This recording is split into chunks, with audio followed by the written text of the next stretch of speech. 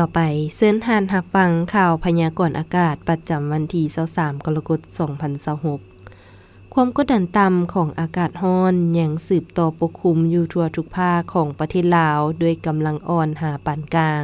สมทบกับกระแสลมตะวันตกเฉียงใต้พัดปกคลุมเป็นส่วนใหญ่ซึ่งจะเฮ็ดให้อากาศยังจะร้อนและจะมีฝนตกฟ้าร้องฟ้าเหลื่อมในระดับคอยอยู่เกือบทั่วไปและจะมีฝนตกปานกลางพอมีลมพัดแรงอยู่บางท้องถิ่นในแต่ละภาคตื่มอีกสภาพอากาศภาคเหนือด้านตะวันออกมีฝนตกในระดับคอยเนื้อที่ปกคลุมของฝนกว่าเอา25ส่วนห้อยอุณหภูมิเฉลี่ยระหว่าง19 หา 28 องศาแขวงหัวพันมีฝนตกในระดับคอยเนื้อที่ปกคลุมของฝนกว่าเอา20ส่วนห้อยอุณหภูมิเฉลี่ยระหว่าง20 หา 28 องศาแขวงเสียงขวางมีฝนตกในระดับคอยเนื้อที่ปกคลุมของฝนกว่าเอา20ส่วนห้อยอุณหภูมิเฉลี่ยระหว่าง20 หา 22 องศาแขวงอุดมไซ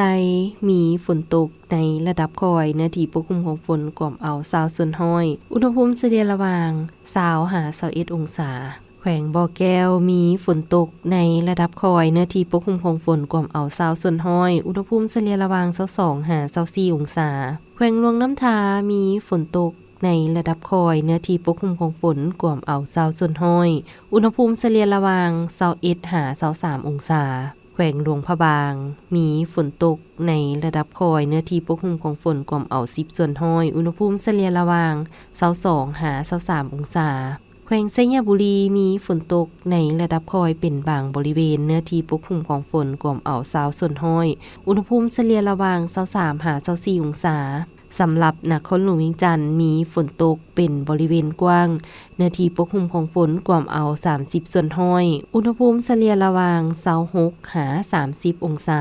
ภาคกลางแขวงไชสมบูรณ์มีฝนตกในระดับคอยเนื้อที่ปกคลุมของฝนกว่าเอา30ส่วนห้อยอุณหภูมิเฉลี่ยระหว่าง21 หา 25 องศาแขวงเวียงจันทน์มีฝนตกในระดับคอยเนื้อที่ปกคลุมของฝนกว่าเอา30ส่วนห้อยอุณหภูมิเฉลี่ยระหว่าง24 หา 27 องศาแขวงบริคำไซมีฝนตกในระดับคอยเนื้อที่ปกคลุมของฝนกว่าเอา20ส่วนห้อยอุณหภูมิเฉลี่ยระหว่าง24 หา 30 องศาแขวงคำมวนมีฝนตกในระดับคอยเนื้อที่ปกคลุมของฝนกว่าเอา40ส่วนห้อยอุณหภูมิเฉลี่ยระหว่าง23 หา 30 องศาแขวงสวรรณเขตมีฝนตกในระดับคอยเนื้อที่ปกคลุมของฝนกว่าเอา40ส่วนห้อยอุณหภูมิเฉลี่ยระหว่าง27 หา 33 องศาแขวงจำปาสักมีฝนตกในระดับคอยเนื้อที่ปกคลุมของฝนกว่าเอา40ส่วนห้อยอุณหภูมิเฉลี่ยระหว่าง18 หา 35 องศาแขวงสะละวันมีฝนตกในระดับคอยเนื้อที่ปกคลุมของฝนกว่าเอา20ส่วนห้อยอุณหภูมิเฉลี่ยระหว่าง26 หา 35 องศาแขวงเซกองมีฝนตกในระดับคอยเนื้อที่ปกคลุมของฝนกว่าเอา20ส่วนห้อยอุณหภูมิเฉลี่ยระหว่าง21 หา 36 องศาแขวงอัตตปือมีฝนตกในระดับคอยเนื้อที่ปกคลุมของฝนกว่าเอา10ส่วนห้อยอุณหภูมิเฉลี่ยระหว่าง27 หา 36 องศา